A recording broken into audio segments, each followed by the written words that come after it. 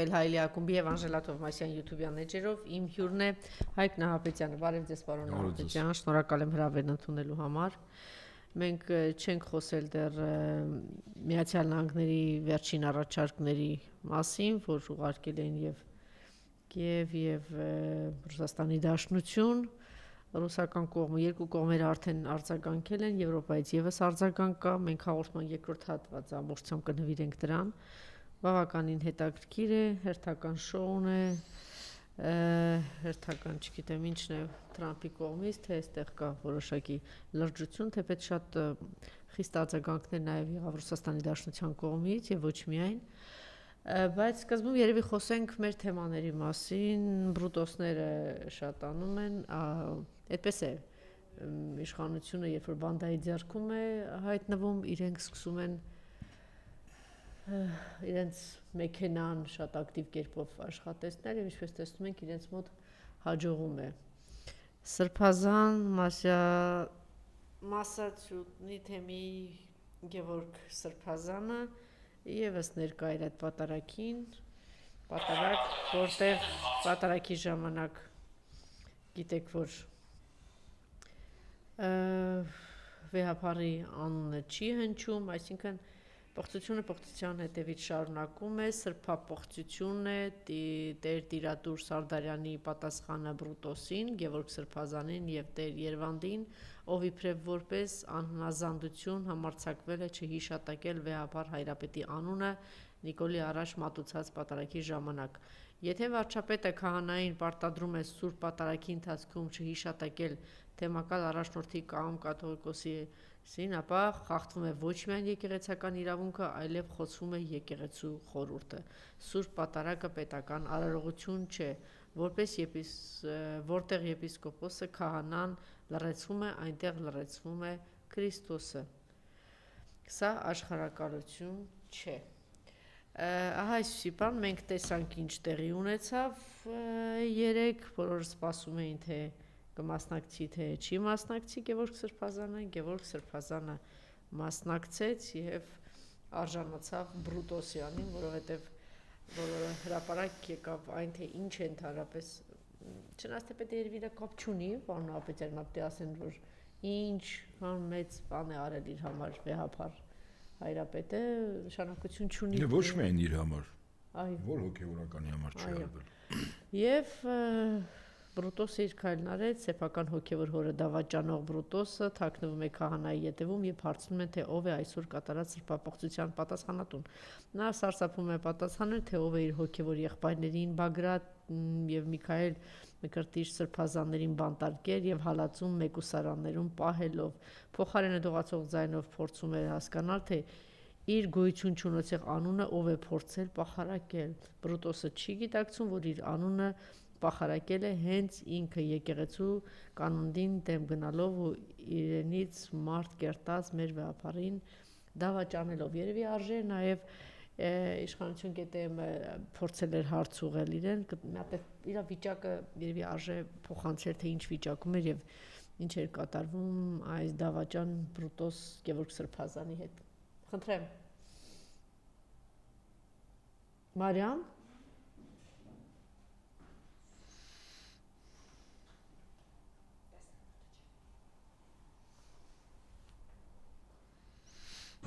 Աստված օրհնական Սրբազան հայր։ Սրբազան պատարագի ժամանակ չհնչեց վեհապար Հայրապետի անունը։ Դուք ինչով եք դա պայմանավորում, ձեզ համար դա ընդունելի էր։ Սրբազան դուք եք տնօրինել պատարագը։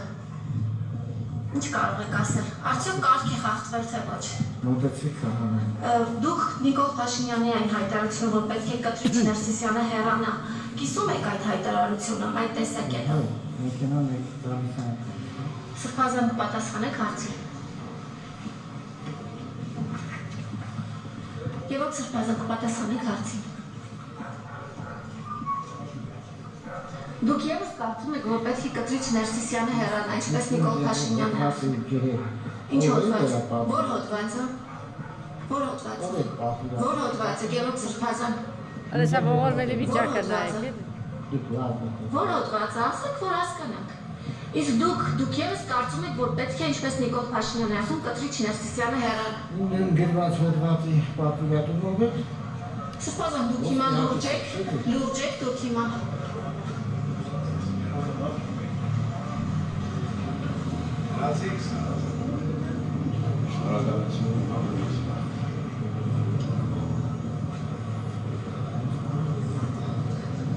Լավ, եւ այսպես Սողոսկուն գնում է, լավ, ավարտեք սա,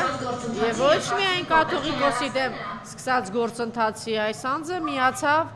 երկու սրբազաններին կալանավորողների պղծությամբ զբաղվող հայ առաքելական եկեղեցի վրա հարձակվողների բանակին կամ բանդայի, խնդրեմ։ Իսկապես ծանր է, հաշվի առնելով, որ Գեորգի Սրբազանության է եւ Վեհապար Հայրապետն է։ Եվ Վեհապար Հայրապետն է փաստորեն այս անձի եւ ոչ միայն այս անձի որպես հոգեվորական, որպես կուսակրոն, որպես թեմի առաջնորդ, որպես Բրիտանիայում տարիներ շարունակ ուսանած, թեզը պաշտպանած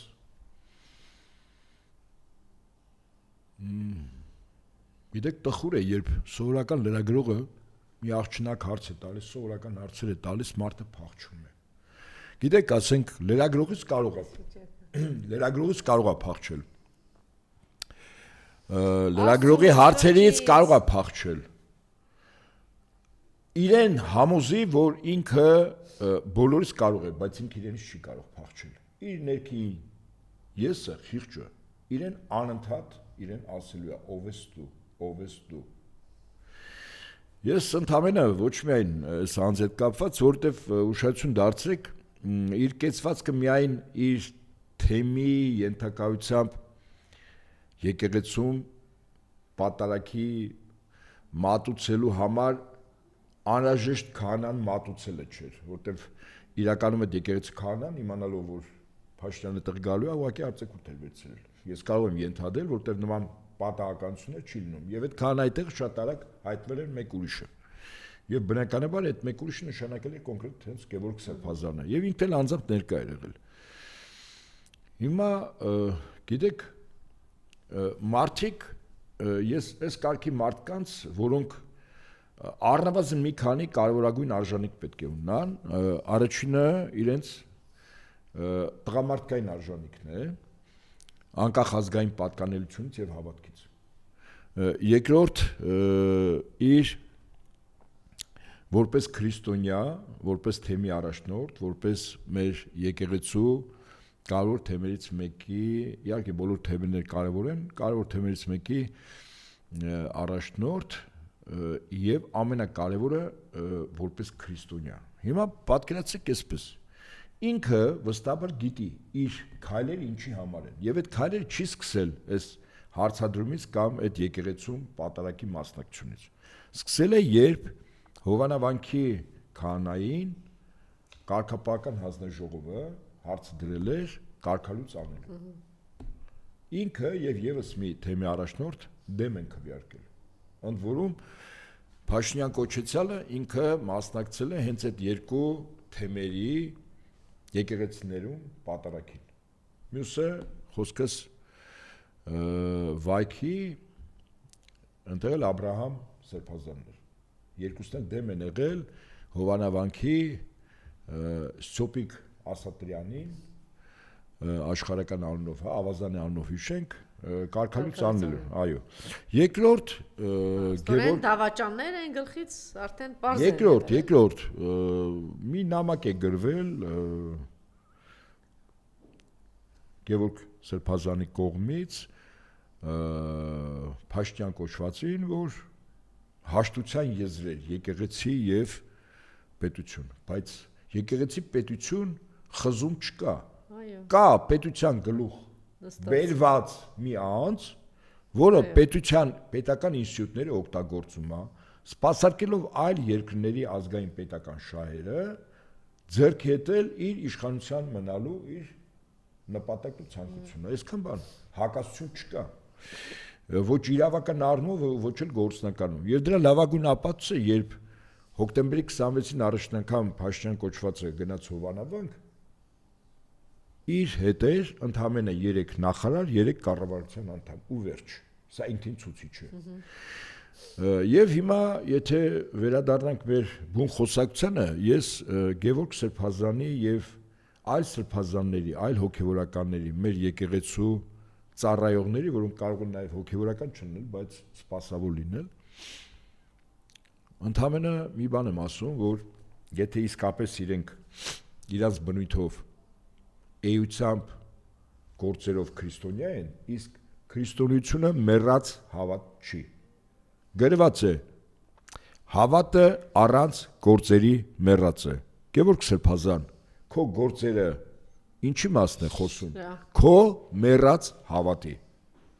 Եվ երբեք որից է մեկին պետք չի համոզել, որ քո գործերը խոսում են քո քրիստոնյա, առավելևս մեր եկեղեցու բարձրաստիճան հոգեորական լինելու իրողության մասին։ Դա մեկը մեկի հետ բնավ կապ չունի։ Քո գործերը խոսում են, որ քո հավատը մեռած է։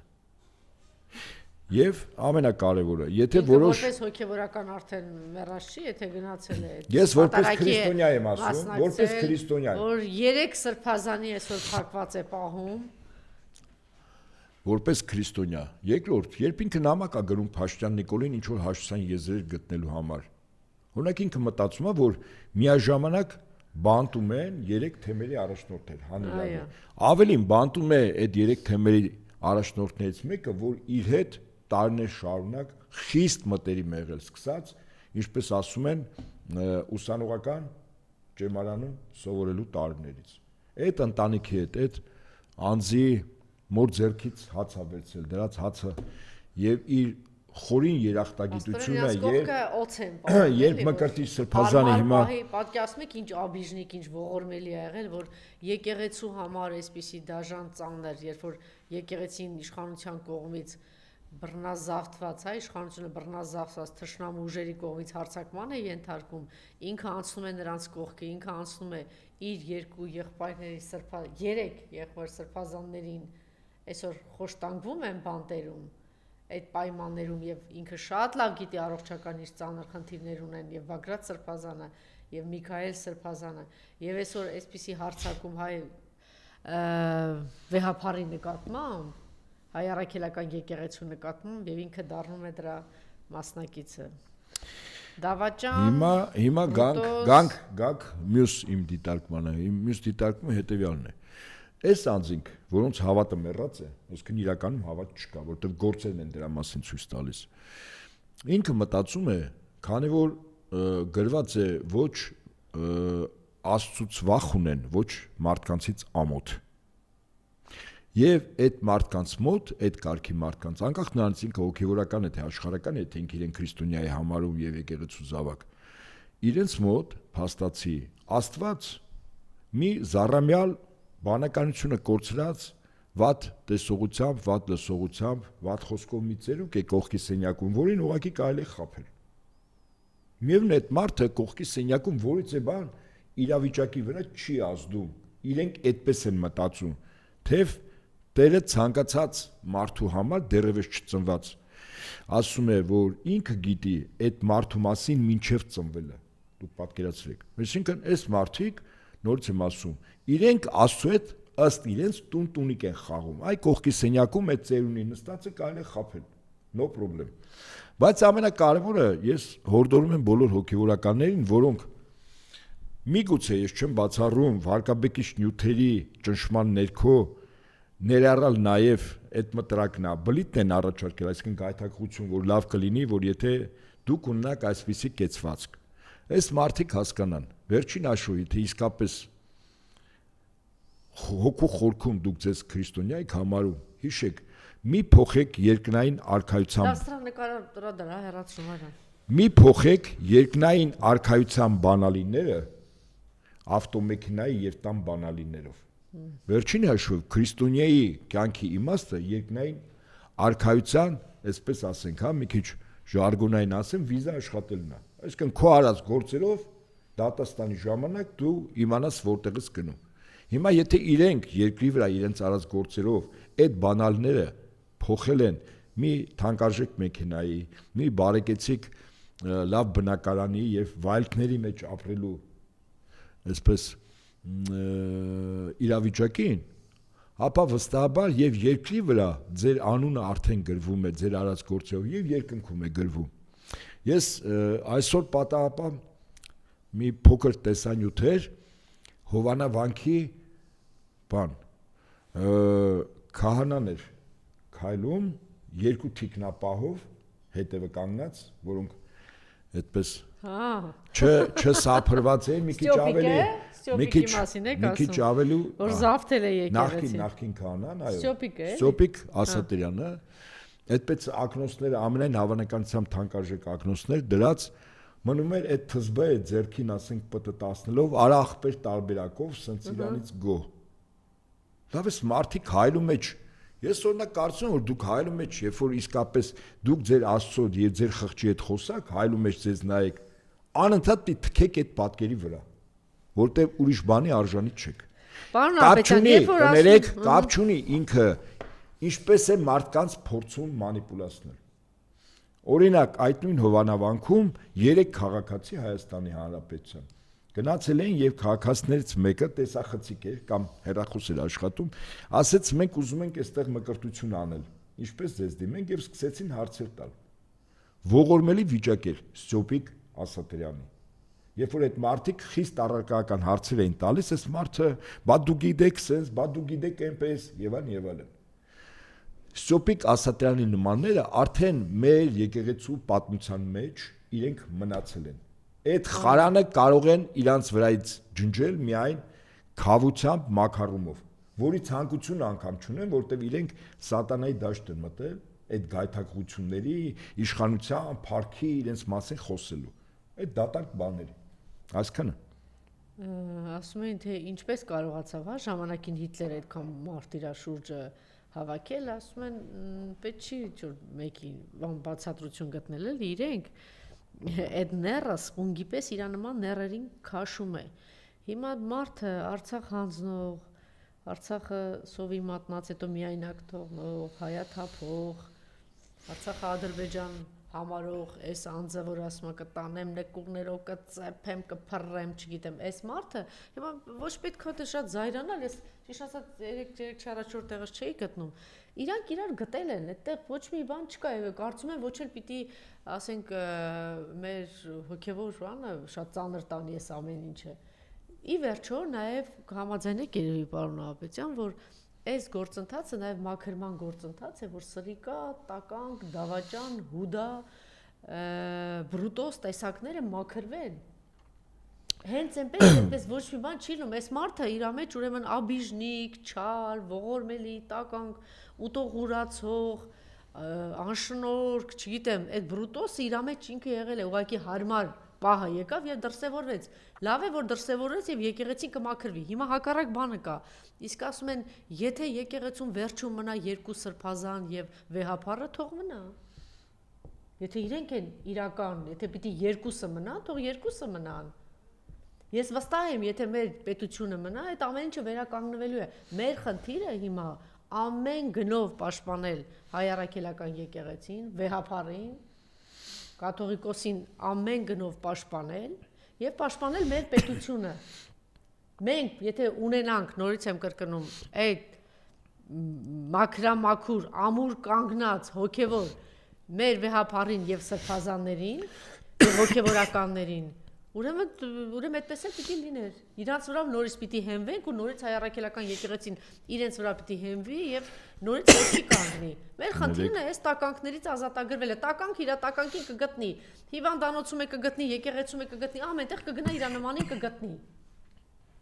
Այնպես որ շատ ծանր չտանել, ես կարծում եմ էլի մեր վեհապարը ճիշտ իր տեղում է, իր հանդարտությամբ, իր զսպվածությամբ, իր բարձր խոսքով։ Իմիջիալոց մենք ներկա ենք նաև շաբաթ երեկոյան նաև բանտարկյալների համար Արագածոտնի թեմը պատարակ է կազմակերպել։ Այո, 3 թեմերի միասին կազմակերպել էին։ Մենք մեր սրբազանների հետ ենք, մենք մեր հոգևոր։ Ես ընդհանրապես վերջում այս թեման ամփոփելով ասեմ, սովորաբար կրակը առ երևույթ ինքը ավերող հատկություն ունի ոչնչացնող։ Բայց եւ օրինակ ասենք թավան շատ կեղտոտ է եւ որովից է մակրոկնուտ չի անցկացնում, կրակի վրա պահում են այդ կեղտը մաքրում է։ Եվ այսպեսի մի զուգահեռ կա, ասում է փորձությունների ժամանակ կրակը որպես փորձության գործիք, ասում է փայտը այրվում է, իսկ արծաթի եւ ոսկու հակը պրոբը բարձանում է, ավելորդ բաները։ Հիմա այո, սեր այդ համակարծիք եմ, այս փորձությունը ինքը որոշակի առումով նաև մաքրման գործընթաց է, նրանք ովքեր որ այդպեսին էին, հիմա փորձությունների ժամանակ փայտի նման ավերվել են։ Իսկ նրանք ովքեր որ գայթակղվեցին, վախեցան, ինչից վախեցաք։ Մեկ տարի շրջափակման մեջ գտնվող Արցախի ժողովուրդը չվախեցավ, չլքեց Արցախը, դիմադրեց Թուրքի հացը չվերցրեց։ Դուք ինչից եք վախենում։ Լավ են զինվորները, որոնք մահվան աչքերին բաց նայել են ու չէին վախեցել, չէին փախել, չէին ընկրկել, կանգնել էին, կռվել էին, զոհվել էին ու նահատակվել էին։ Դուք պատկերացրեք, իրենք հանուն երկրի մեր, հանուն մեր հայրենիքի կյանք էին տվել։ Իհարկե, վախի մեջ նայելով իրենք հասկանում էին, որ իրենք հավանականություն շատ մեծ էր, որ զոհվելու են։ Ձեր վրա ընդամենը որոշակի ասենք թե կամ շահ պիտի ունենաք փող են տվել կամ ինչ որ վարկաբեկիչ նյութ լինի։ Հետո լավ հետո մի ուրիշ ձևակերպում էլ կա այդ կարգի մարդկանց, ասում է խոզի պես ապրել է գոլի մարդու նման մեռեք։ Դե փաստորեն խոզի պես են ապրել։ Եթե իրենք եկեղեցու Գոնե համար արածներով վերջում փուլում իրենք գնում են այն մարդկանց կողքը, ովքեր եկել են այսպես մեծ մուրճը չեն, ինչը կացին է, չգիտեմ ինչ է։ Իմիջիալոց երեք մտածում էի, ասում եմ նրանք ովքեր որ 18 թվականին գնացին այս մարդու կողքը, հիմա չասեք, մենք խաբված ենք։ 18 թվականին ինչ էր տեղի ունենում, պարոն Նահապետյան, հիշում եք։ Արշավը հայ առաքելական եկեղեցու նկատմամբ հիշում եք։ Հիմա կարող եմ ասել, որ դուք սրբապիղծ էիք, որ գնում էիք 18 թվականին նրա հետևից, հա։ Հարցակում է, չէ, այրաքելական եկեղեցու վրա։ Դե նույն խնդիրը ժամանակ է դեպս վերջացավ, այսինքն այն որ արդարանում եք, մենք էս էինք ենք, այսինքն դուք այդ ժամանակ վերցրել եք, այդ քլունգ են ասում, ինչ են ասում, sense վերցրել, տալիս եք եկեղեցու պատին,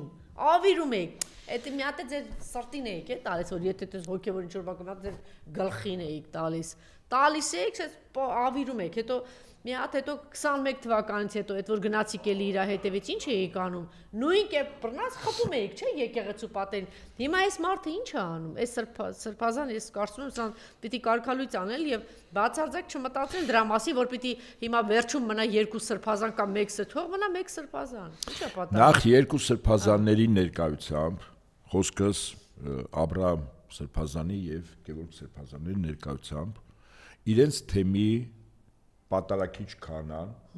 խախտել է ուրեմն կարգը եւ այդ կարգի խախտումը ոչ միայն կարգապահական առումով այդ քանաների վրա է ազդելու վստահաբար, այլև սրբազանների վրա։ Ես կարծում եմ Մայրաթորը համապատասխան կեցվածքով հանդես կգա։ Սա է իրականությունը եւ բայց հիմա փաստորեն այս սրբազանները, այս Գարեգին սրբազանը, ես երևի Գևորգ սրբազանը, Գևո, հիմա այն ստյոպիկ դարձավ, ես կարծում եմ սա շուտով Գևո կդառնա։ Այս Գևոն փաստորեն sense խփում է բան էլի, մայր տաճարի եկեղեցուն վերցել քանդում է, ինքը քանդում է, որ ես վստահ եմ, որ հիմա լսելու եք, նայելու եք, իմացեք, դե դուք արդարացում չունեք։ Ձեր են ստացած գումարը կլինի, չգիտեմ, կամ վախը կլինի, կամ այդ կոմպրոմատը ոչ մի որևէ արդարացում չունեք, դուք հիմա մայր տաճարը, որ մենք այսպես սրտի տրոփով սպասում ենք, թե երբ, չէ՞, ոնց էինք սպասում մայր տաճարի դռների բացմանը։ Ով կմտածեր, որ դռները պիտի բացվի, դեռ սատանան ավելի կատաղած հարձակվի։ Հիմա դուք սատանային ուժ եք տալիս ու սատանան նոր թափով հարձակվել է հայ առաքելական եկեղեցու վրա։ Իմիջիալոց շատ վտանգավոր բան է անում, պարոն Նահապետյան, հիմա ինքը այսպես պատարակներին բան մասնակցելով, իբրև թե տեսեք, ես մաքրվում եմ, մաքրագործում եմ հայ առաքելական եկեղեցին եւ մարդկանց ուղղին չի ասում են դեսա կաթողիկոսի դեմ է։ Չէ, սա նախ ուրեմն էսպես։ Իմիջիալոց հազար ներողություն, սա գիտեք ինչին է նման, այն որ 18 թվականին հարձակվել էին Ռոբերտ Քոչարյանի վրա, ես էլ չճանաչելով իրեն տես պաշտպանում էի Քոչարյանը, կան չգիտեմ ինչ էին ասում, հարձակվել են մյուս նախագահների վրա, այնքան պարզ էր, որ հարձակվել են իրենք Արցախի վրա եւ հայ առաքելական Հայաստանի Հանրապետության վրա։ Այդ հիմարներին էր թվում, ասում էին, հա դե նախքինները, հա դե հիմա հասկացաք։ Դա հասներ, հիմա հասկացաք ինչի էին հարձակվել երկրորդ նախագահի վրա։ Հիմա հասկացաք ինչի էին հարձակվել գեներալների հրաման, չէ՞, գեներալների հրամանատարների վրա։ Հիմա հասկացաք ինչի էին հարձակվել, ասում էին Մամել Գրիգորյանի վրա ինչ են հարձակվել, որ ամբողջ երկրապահ իրեն, ճիշտ է թե ճիշտ չէ։ Արեցին իրանց գործը։ Հիմա նույնն է, հիմա որ ես լսում եմ, իբրև թե կրթված մարդիկ են նայում են, որ անասունի ուղեղ ունեն, ասում են, դե հա կաթողիկոսի դեմ է, ի՞նչ կաթողիկոսի դեմ։ Եթե անգամ կաթողիկոսի դեմ այո, մենք բոլորս կանգնած ենք կաթողիկոսի կողքը։ Սա հայ առաքելական եկեղեցին ուղակի ավիրելու հիմնահատակ ոչնչացնելու, ինչու, որովհետև թշնամին այդ պահանջը դրել է Նիկոլի առաջ, չպիտի լինի։ Չեք լսում ինչ ասում իրանց հոգևոր առաջնորդը։ Բայց սա սրիկաների, տահասների արդարացումն է։ Դե ինչ անենք, մենք գործ չունենք, կաթողիկոսի դեմ, մենք գործ չունենք, բանի երկրորդ նախագահի դեմ, գործ չունենք, սա գեներալների դեմ է։ Հիմա հասկացաք, որ գործ ունեք, եկան ձեր տներով։ Եկան երկիրը կտրեցին տարան, հիմա էլ մյուս հատվածն են տանում կամ ամբողջն են։ Հիմա գոնե հասկացաք, թե էլի հեշտ է տենց անասունի պես ապրել, ասել, կաթողիկոսին է սա միայն վերաբերում, ոչ մեկից չի վերաբերվում սա։ Ուրեմն ես առավել քան վստահաբար ասեմ, Վեհափար Հայրապետի դեմ չէր գնա արշավ,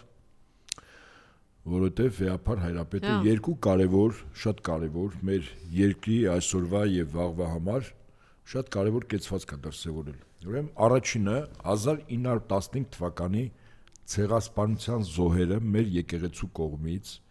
Գարեգին II սրբադասվել են։ Կաթողիկոսի Վեհափար Հայրապետի կողմից սրբադասված են։ Եվ երկրորդ, առ այսօր գոյություն ունի Արցախի թեմ։ Ուրեմն Նիկոլի տերերի նպատակն է,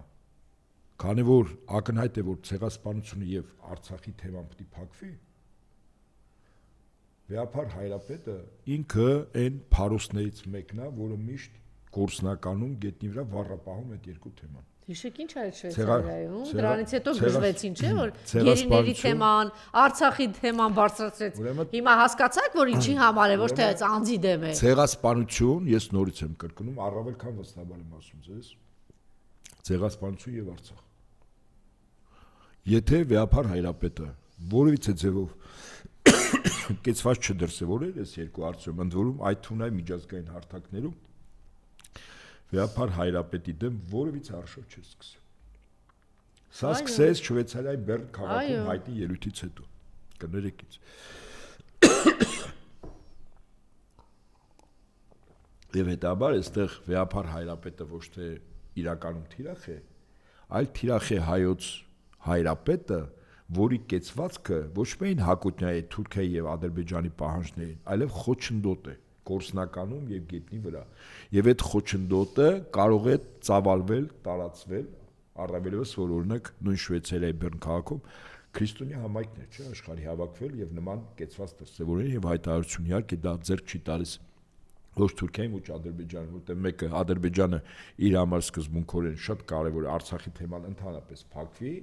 այդ թվում նաեւ սահմանադրության մեջ փոփոխություն անելով, անկախության հռչակագիրը հանելով, պատական չի։ Եվ երկրորդ Թուրքիայի համար ցեղասպանության խնդիրը։ Սա է ընդհանրապես, այսինքն իրականում թիրախարվում է եկեղեցին Վեհափար Հայրապետը, որտեղ Վեհափար Հայրապետը ունի նման կեցվածք։ Հասկանանք մենք, այստեղ անձի դեմ խնդիր չի։ Այստեղ Վեհափար Հայրապետ ստատուսի եւ եկեղեցու դեմ խնդիրը շատ պարզ։ Իսկ նրանք բոլոր ովքեր որ օժանդակում են Նիկոլին, իրենք ուրանում են մեր եկեղեցու կողմից սրբադասված ցեղասպանության զոհերը, ուրանում են Արցախը եւ ուրանում են Արցախի թեմը։ Խոսքս հոգեորականների մասին է։ Եվ թող իրենք հասկանան, թե պատմության մեջ իրենք արդեն ինչ ձևով են մտնելու, այդ մարդիկ նույնիսկ մտածեն վերջին հաշվով ունեն բարեկամներ, հարազատներ, եղբայրներ, չէ, վերջին հաշվով այդ մարդկանց արարքը նաև բացաբար անդրադառնում իրենց մոտ շրջապատի վրա, իրենց այս կեցվածքը, այո։ Ոստիվ սա է իրականությունը, հիմա դե ինչպես ասում են, պատերազմ է։ Այո, Տեր Եփրեմն էլ է արձագանքել, որ Ոչ Զաքսով, ոչ էլ եկեղեցով ամուսնացած չես, Նիկոլին է ասում։ Ապօրինի զավակներ ունես եւ դեռ մեղադրում ես կաթողիկոսին, Նիկոլ ներսում քո ժողովրդին հաղթում ես ուժով, դրսում միայն կուզիկությամբ։ Ինչ են քո պտուղները, դու ինքդ գիտես պտուղները եւ նկատի ունի ես ավերածությունները, դարած, այո, գործերը ինչ ավերածությունները բերող։ Իրականում ինքը իհարկե ավերածություն է։ Հիմա սա է իրականություն, դե ինչպես ասում են, նավայնե կակ նավայնե, պատերազմա գնում ես։ Որ իբրև թե ողջամիտ մարդիկ են ասում են թող կաթողիկոսը հրաժարական տա։ Ինչի՞։ Որ մի պիղծ երկիր հայրենիք հանձնած տականք բավարարվի եւ բավարարված զգա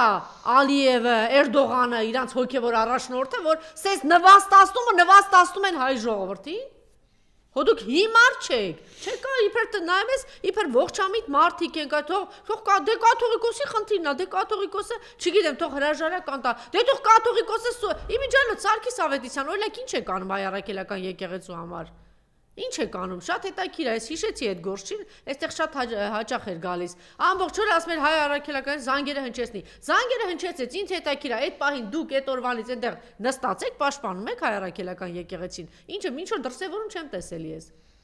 Այն դատարկ օդի մեջ խոսող մարդկանց բաներ էլի, սենց կույտեր կա, խմբեր կա։ Ինչ է արվում հայ առաքելական եկեղեցին պաշտպանելու, վեհապարին պաշտպանելու։ Այո, կարող եմ ասել պաշտպանել, որտեղ գործընկերներիցս մեկը ճիշտ էր գրել։ Վեհապարի հայ առաքելական եկեղեցու զենքը ի՞նչն է, ժողովուրդն է, չէ՞։ Իր հավատավոր ժողովուրդն է։ Կարող է զենքն ապտի վերցնի, բանանի։ Ի՞նչն էր։ Բագրատ Սրբազանի, Միքայել Սրբազանի, մյուս Սրբազանի ուժը ինչու՞մն էր։ Իր հավատավոր ժողովրդով, չէ՞։ Հիմա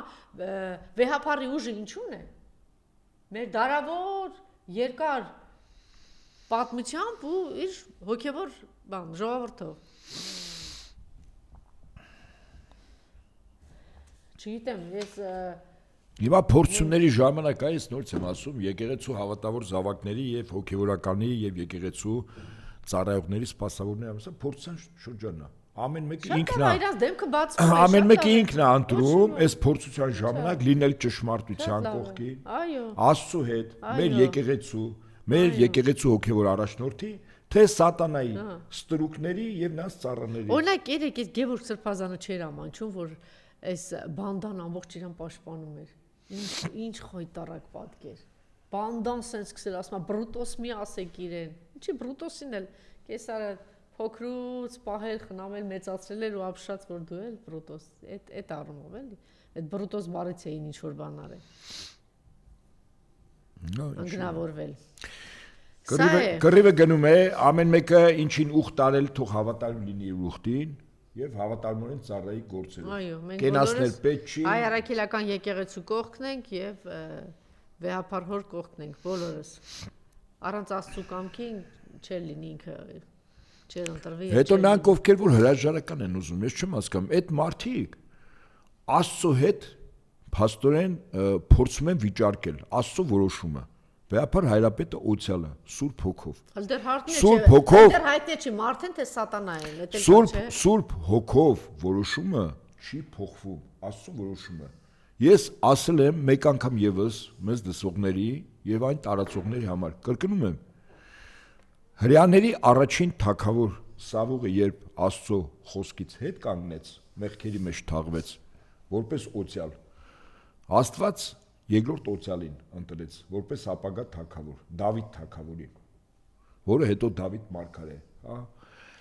կարգավիճակ ունեցավ։ Եվ Սավուղը հասկանալով որ կա երկրորդ օցիալը լուր էր ստացել, փորձում էր հետապնդել սպանել Դավիթ թագավորին, բայց Դավիթը իր բնույթով քանի որ զինվորական էր, կարողացավ մի օր հետապնդման ժամանակ շրջանցել, խուսանավել Սավուղ թագավորի թիկնախումբը եւ գիշերը մտավ այն քարանձավը, որտեղ Սավուղը քնած էր, որտեղ կարող էր հանգիստ Սավուղին սպանել։ Սավուղի վրայի շորից մի կտոր կտրեց դանակով եւ դուրս եկավ։ Երբ Դավիթ թագավորի զինվորները ասին Տեր, սպանեցի՞ր, ասեց ոչ, ասին իսկ ինչու, չէ որ նա ուզում է քեզ սպանել։ Դավիթը ասեց. Ես ով եմ, որ Աստծո օցիալի վրա սուր բարձրացնեմ, ձեռք բարձրացնեմ։ Եթե Աստծոն պետք լինի Սավուղը քնի ու չզարթնի, քնի ու չի զարթնի։ Եթե պետք լինի Սավուղը մարտի դաշտում զովի, կզովի, այդպես էլ եղավ իդեպ։ Այսինքն դուք ով եք, որ Աստծո որոշում եք փորձում եք անել։ Մի մասը տգիտությամբ իհարկե չի հասկանում, որ նման բաներ իրավասություն, իրավունք չունի, իսկ մյուս մասը իմանալով հանդերձ կեղծում են իրականության։ Նորից եմ ասում, ձեզ չթվա Աստված կողքի սենյակում իմ նկարագրածն է, չեմ ուզում նույն զուգահեռը տանել, որտեղ Տերը ասում է իմ մանու զուր տեղ մի տուր, բայց ձեզ թվում է, որ Աստված է դա։ Հերոբովամի մասին առաջին անգամ ես տաղավարից եմ ասել, երբ ինքը իրեն քահանա կարգեց հրեաների թագավոր եւ հետո որոշ մարդկանց ընտրեց որպես քահանաներ, որ իրավունքը չուներ, քանի որ Աստծո որոշումով հրեաները միայն Ղևի սերունդը իրավունք ուներ քահանաց դաս լինել։ Հաջորդ թագավորը հրեաների Բաասամը ոչնչացրեց ամբողջովին մեր ու մանուկ եւ Հերոբովամի ազգուտակին եւ բոլոր նրանք, ովքեր որ իրեն քահանա էին ծառայել, որ իրավունքը չունեին։ Բա Աստծո զայրույթը, եթե ձեզ թվում է այդպես խիստ վիրտուալ ու վերացական, այդպես չի։ Խիստ առարկայական է։ Կարդացեք եւ իմացեք։ Շատ լավ։ Բորիս Նավասարդյանը խմբով գնաց Ադրբեջան։ Դե գնաց Բորիսը հայտնի է հին պրոֆեսիոնալ գրանտակեր, ազդեցության գործակալ։ Ես չեմ բացառում, որ նույնիսկ գործակալ, որտեղ երկար տարիներ էս մարդը այդ դաշտում ա եղել։ Հիմա գնացին ինչ, ասենք գնացին ադրբեջանցի կասին, դե տեսեք հո մեկ հայերին չենք սպանում, մարդիկ եկել են, հարգել են, պատվել են։ Բորիս Նավասարդյանը հաճիկով շրջել է բանում, ոնց էր կոչվում այդ գերիների բանը, ինչ պուրակ է։ Շահիդների։ Չէ, մեր հայերի այդ ռազմավարի այդ որ տանում է, այո։ Հետաքրքիր է, էլի գնացել է այդտեղ, հետաքրքիր է, ցան խոսել է ընդհանրապես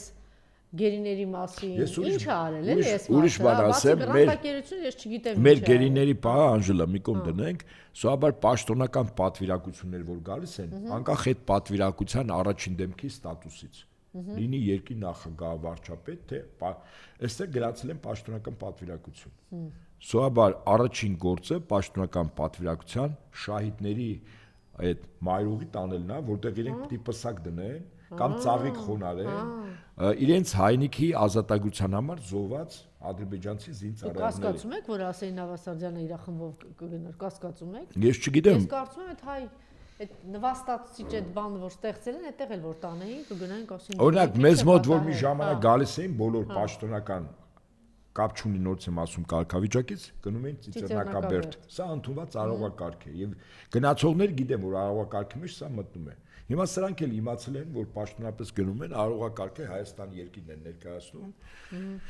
Հիմա հետաքրքիր է օրինակ իրենց որ տանեն այդ ծաղիկ դնելու։ Երևի դրել են գնացել են։ Եվ նկարել են ադրբեջանցի ուղակի պահում են իրենց գզրոցներում դարակում առայժմ չեն ինչպես ասում են։ Իսկ են հայ գերիների բան այդտեղ Դե հիմա այս մարդիկ նորից եմ ասում, ոչ Աստված ունեն, ոչ հավատ ունեն, այս մարդիկ փողի գերի են, որքան շատ փող, այդքան լավ։ Բորիս Նավասարդյանը իր ամբողջ ապրած կյանքը, երբ նայում ես, այդ գրանտալապ կերակրատաշտից սնված, նրանց ծառայող, հիմա պիտի ծառայի կողքնել ավելի երիտասարդ տեղ։ Շատ լավ, մարդը արժանացավ բարձրագույն պարգևի Ղազախստանի։ Այն հիշում եք, չէ՞, բանի պես Զելենսկուն կապիկի պես տանում էին տարբեր տեղեր ծափ էին տալիս, չգիտեմ ինչեր էին գլխին դնում, մեջքին դնում, ուսին դնում, հետո բանը, այդպես դնելով վերեցին հասցրեցին պատերազմի եւ հիմա ինչ են անում, չգիտեմ 1.5-2 միլիոն զոհերի մասին է խոսքը, 15 միլիոն դատարկված է, հիմա այս մարդուն։ Գիտեք ինչ ինչն է հետաքրքրում է մեծ թուրքական երազանքը իրականացնում է Սանձը Նիկոլաև, որովհետեւ հարց է առաջանում ինչու համար։ Եկեք այսպես զուգահեռ տանենք, քանի որ չի ասվում բուն նպատակ ինչի համար է բարձրագույն Իմիջիայտ հատեն Արման Բաբաջանյանի բան, տենց ողջուներ Խզմալյանների բան։ Մենք դեմոկրատիա, դեպի լուսավոր արևմուտք, դեպի Եվրոպա, դեպի արևմտյան արժեքներ, լիբերալ արժեքներ առծես, հա? Ինչ ուր գնաց? Ուր գնաց, պարոն Նապետյան։ Ուր գնաց ես։ Աստանա։ Չէ, հա։ Ղազախստան։ Բա ինչ որ բաների, չգիտեմ, ԱՄՆ դեսպանատուն, բան։ Լավ, եկեք ես կարծում եմ այսպես։ Հետաքրքիր է, որ այդ ոսկե արծիվը որպես բարձրագույն պարգև, սովորաբար բացառիկ բացառիկ գործողությունների բացառիկ գործողությունների համար է։ Հերոսական։ Օրինակ ինձ հետաքրքիր է ինչը։ Այս բացառիկ պարգևը ստացել է նաև Ադրբեջանի նախագահ Իլհամ Ալիևը։ Հիմա փորձենք հասկանալ իրականում այդ բացառիկությունը Ղազախստան պետության համար ինչով է տրվում։ Ողբում ես։ Ոչ Ալիևը, ոչ Փաշինյանը Ղազախստան պետության ներքին կյանքի համար որից է բացառիկ բան չեն արել։ Նույնիսկ ընդհանրապես կարելի ասել բան չեն արել։ Բացառիկությունը կայանում է ըստ իս Ղազախստանի արտաքին հարթության մեջ Ղազախստանի ստատուսի փոփոխության։ Իսկ այդ ստատուսը ո՞րն է։ Ստատուսը հետևյալն է։ Ղազախստանը հասարում է թուրքական պետությունների կազմակերպության անդամ։ 5 պետություններ մշտական՝ Թուրքիա, Ադրբեջան, Ղազախստան, Ուզբեկստան, Ղրղըզստան։ 2 դիտորդ Թուրքմենստան եւ Հունգարիա։ Ուրեմն հիմա քանի որ մեծ Թուրան է ստեղծում եւ այդ մեծ Թուրանի ցամաքային ճանապարհը աշխարհագրորեն հասնում է Հայաստանով։ Ավասիկ հիմա այդ ճանապարհը այլևս թուրքական աշխարհը կապում է իրար։ Թուրքիան կապում է ուրեմն Ադրբեջանին եւ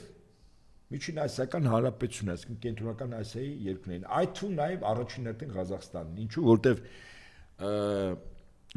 Կենտրոնական Ասիայի պետություններից ընդերքում ամենահարուստը բացառիկ հարստություն ունի Ղազախստանը։ Աշխարհում ուրան արտահանող վաճառող երկրների առաջին եռյակում է մտնում։ Հատուկ հողային այդ հայտի մետաղներ, որտեղ Միացյալ Նահանգները խիստ շահագրգիռ է, լուրջ ներդրումներ է արվել Ղազախստանում։ Որը նշանակում է, որ Ղազախստանի տնտեսությունը, երբ Միացյալ Նահանգները ներդրում արեց, այդ արտադրանքը պետք է դուրս հավի։ Իսկ ճանապարհը ո՞րն է։ Այդ հսկայական արտադրանքը, դա հոր Ռուսաստանով չի գնալու։ Վստահաբար Ղազախստանը Ադրբեջանով, Հայաստանով, Թուրքիայով դեպի Եվրոպա։ Վերջ, այս է բացառիկությունը, այսինքն եւ Ալիևը եւ Փաշինյանը բացառիկ բարձրագույն պարգև ստացել են նույն գործի համար։ Սա արձանագրենք։ Ալիևը գրավել է այդ ճանապարհը, տարածքը, Արցախը։ Սա էլ մնացած են ճանապարհը, որը որ թուրքական աշխարհը կապեր, սա է բացը։ Այդքան բան ընդհանրապես նույն գործի համար է ստացել նույն պարգևը։ Ոսկե Շատ արծիվը։ լավ, այս թեման բաց թողեցի, սա աննախադեպ է, իմիջիայլոց ես առաջարկել եմ Քրիստինե Վարդանյանին, որ կանանց մի մեծ խումբ հավաքվենք եւ գնանք Միացյալ Նահանգների դեսպանատան մոտ, որտեղ Լիդիան շարունակվում է փակված մնա, սա, չգիտեմ ինչ, սա աննախադեպ իսկապես բան է, абսուրդի հասնող եւ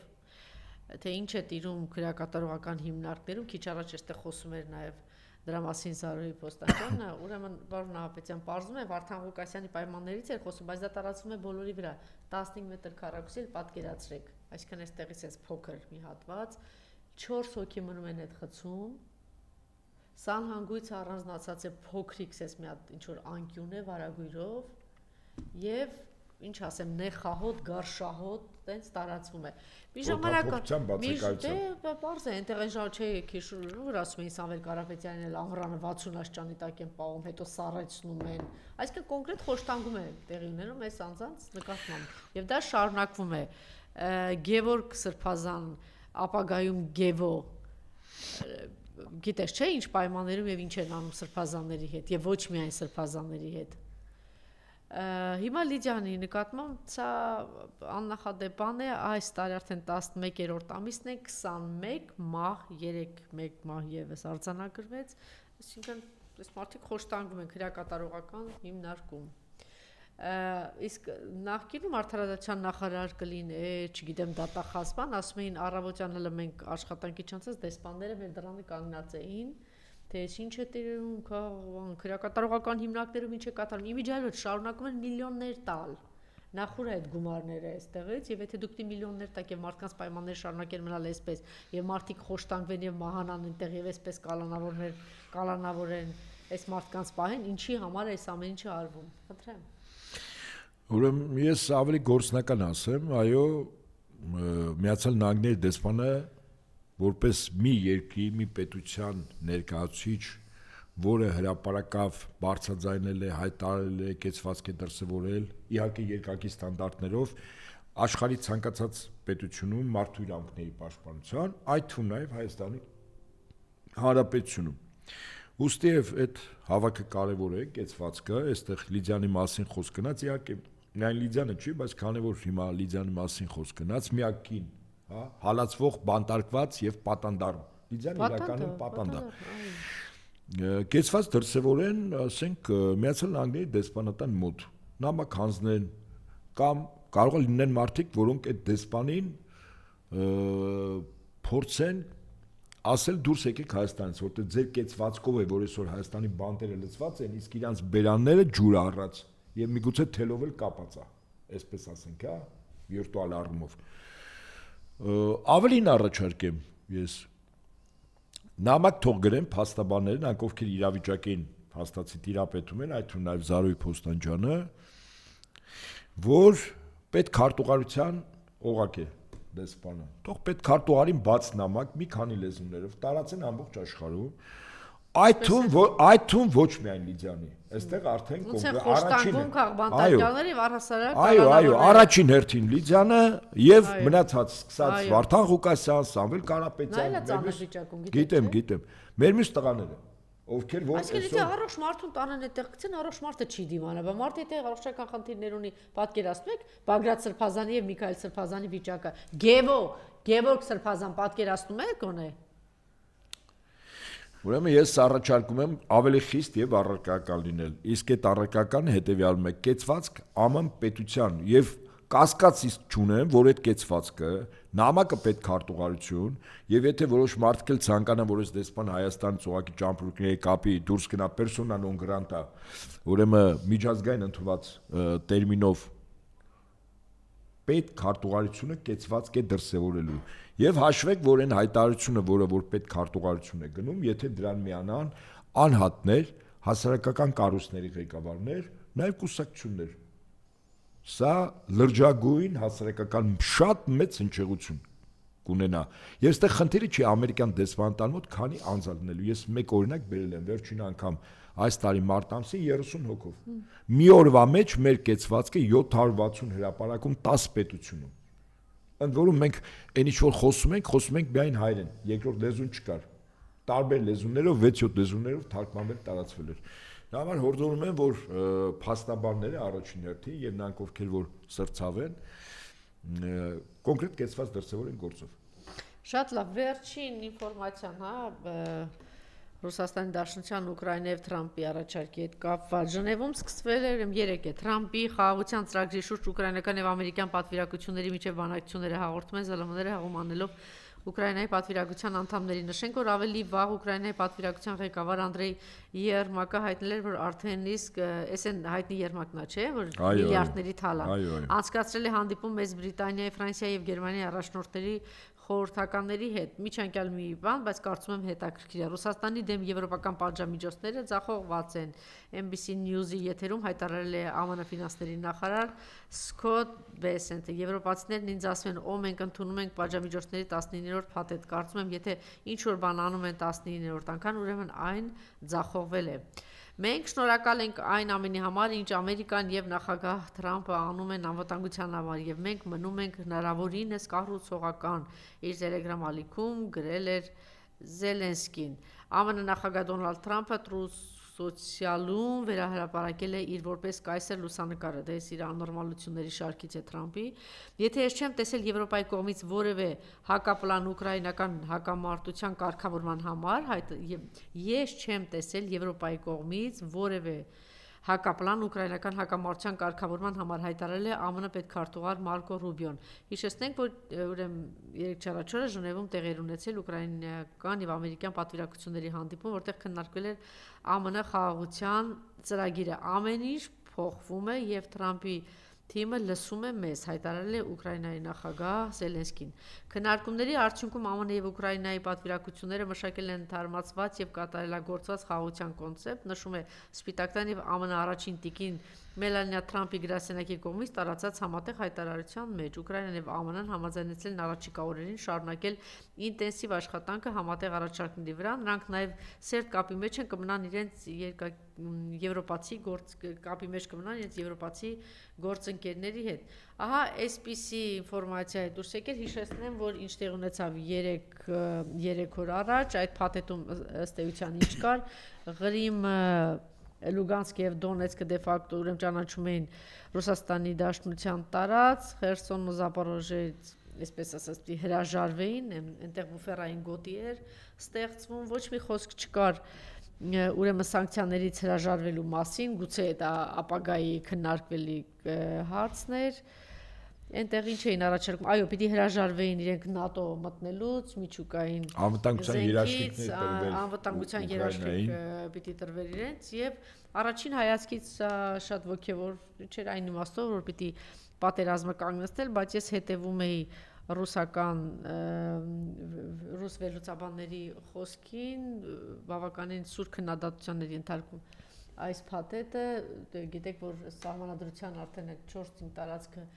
Պուտինը Ռուսաստանի Դաշնությունը տարածք սուբյեկտ է, այո, իրենց տարածքն է, սա նշանակում է հրաժարվել իրենց տարածքից եւ իրենց հայրենակիցներից, ասում են դա հնարավոր չի,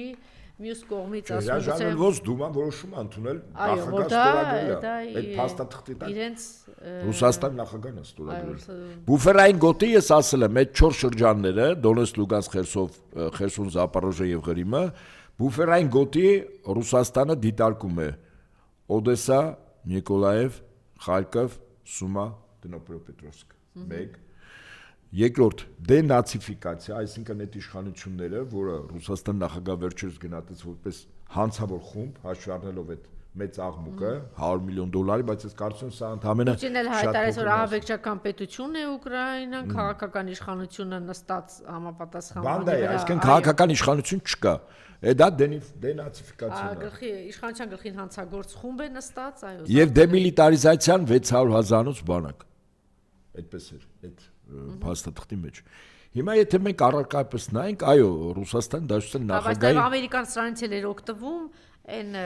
ռուսական միջոցները, որ գտնվում են բանկերում, դրանից պիտի 100 միլիարդ ուղղեին վերականգնմանը, 100 միլիարդն էլ գնում էր Ամերիկան ինքը պիտի տնօրիներ այդ գումարներին։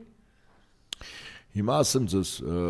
սա Ռուսաստան Դաշնության նախագահի 22 թվականի փետրվարի 24-ի հայտնի հատուկ ռազմական գործողություն սկսելու պահանջների մի մասն է, ոչ բոլորը։ Վստահաբար, որտեղ դենացիֆիկացիան նշանակում է, որ այդ երկրի իշխանությունները ամբողջովին պետք է ոչ միայն հրաժարական տան, այլև քրեական պատասխանատվության ենթարկեն, մասնավորապես Նյուրնբերգի դատավարության ժամանակ նացիզմի դավանող եւ նացիզմ այլ ժողովուրդների վրա այսպես ուժով բռնությամբ կիրառող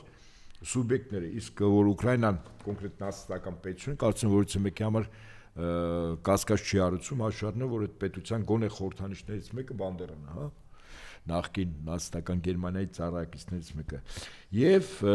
երկրորդը դեմիլիտարիզացիա։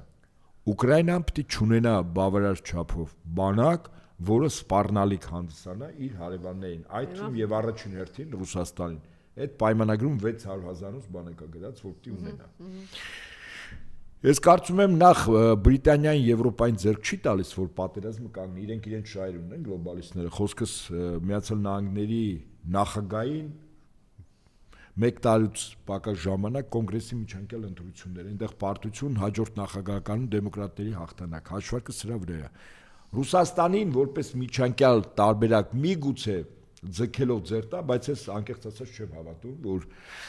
ռուսական կողմը այս պայմաններով, ինչի մասին 15 կետանոց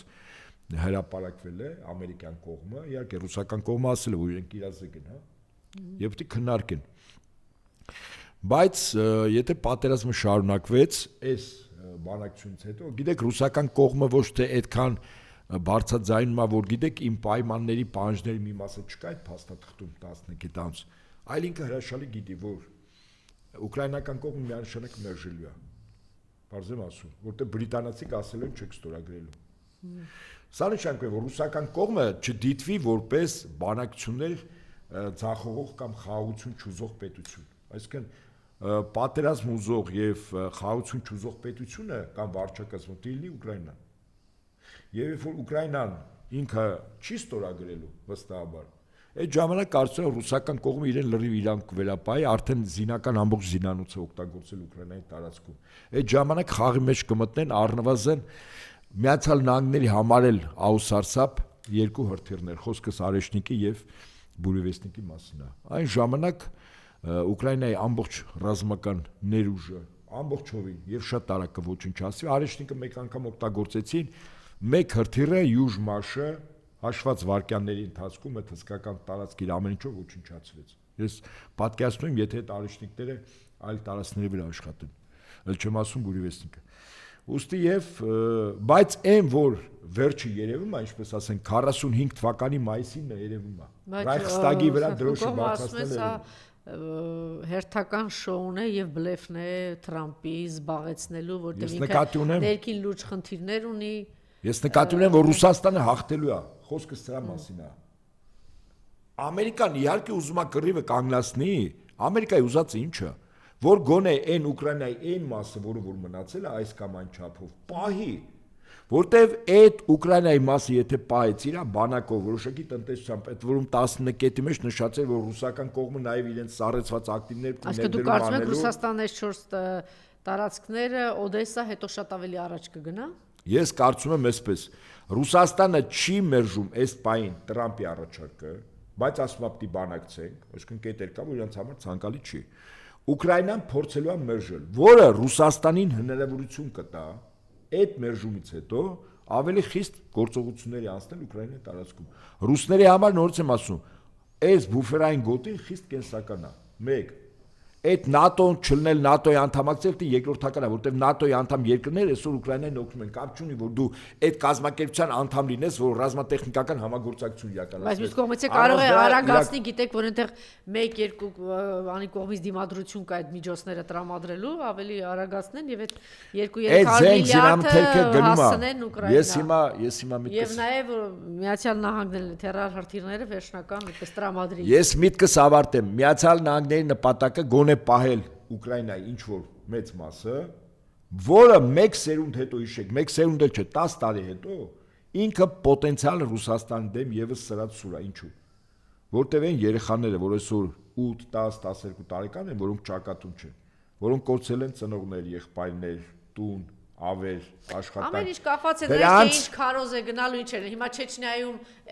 չէին մորթում իրա չեչեներն ու ռուսները, բայց հիմա ոնց են համատեղ բանում։ Բայց այդ չեչեները 10-15 տարի փորձում էին արմատախիլ անել։ Դա այդպես հեշտ չի, մի վարքյան։ Հիմա մեզ որ նվեր ա բերում Նիկոլը 30 տարի հակահայկական ադրբեջանցիներին այդ սրով ուր ա տանելու եւ դա շարունակվում է։ Այստեղ եթե մի քիչ ուրիշ քարոզ գնա։ Մի րոպե, Չեչնիայում քարոզը անում են Ռուսաստանի ղեկավար, բայց այն Ուկրաինան, մի վարքյան, այն Ուկրաինան, որ մնալու է այն կողմի վրա, այնտեղ քարոզը ռուսները չեն անելու։ Այնտեղ անելու են ամերիկացիք ու եվրոպացիք։ Ներհայտնի չի ինչ հարաբերություններ կձևավորվի ինչ։ Վստահաբար եմ ասում, Ամերիկայի ուզածը որն է այդ մեծ կտորը պահելը, որ 10 տարի հետո այդ մեծ կտորի վրա այդ երեխեքից սարքի պոտենցիալ Ռուսաստանի դեմ կռվող բանակ։ Սա է։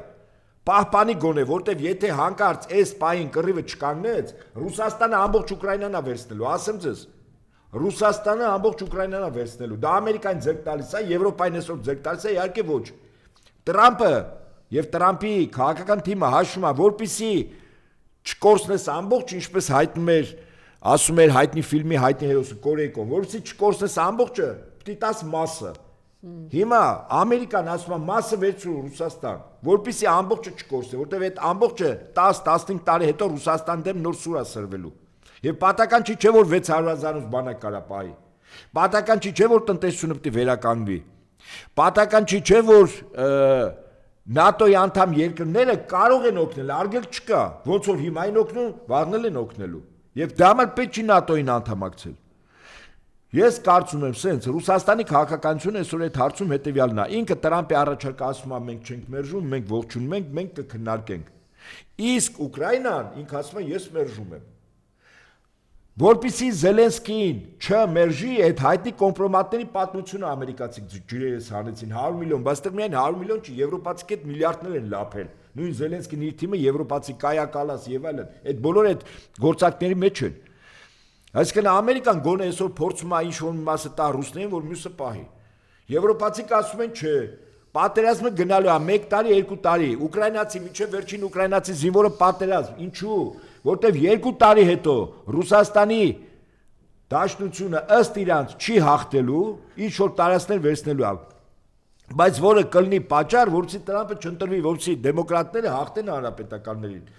Բրիտանիայի, Եվրոպայի ամբողջ քաղաքականությունը հիմնվում է սրա վրա։ Կներեք, այսքանը։ Քանի որ սկսեցինք այս թեմայից, ամփոփենք, հա, մեկ նախադասությամբ, ինչու չպիտի հրաժարական տա կաթողիկոսը։ Վեհապար հայրապետը իրավունք չունի հրաժարական տալու։ Չկա։ Ուրեմն եթե Աստված մի ասե